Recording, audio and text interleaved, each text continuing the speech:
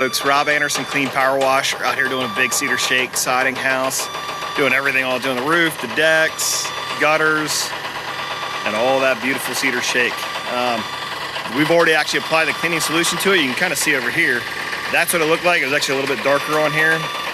You apply the cleaner to a large area. You can see right there we haven't done yet. Big thing with cedar shakes is that it's wood.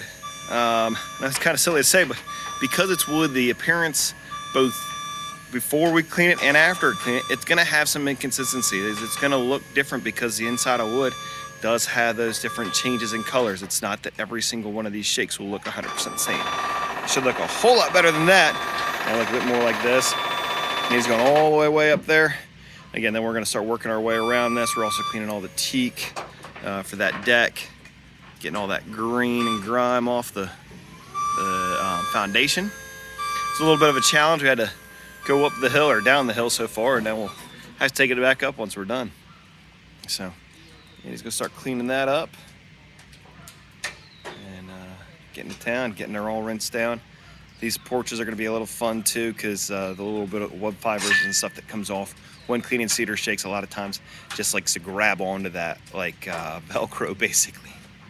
So stay tuned for the videos and pictures and enjoy.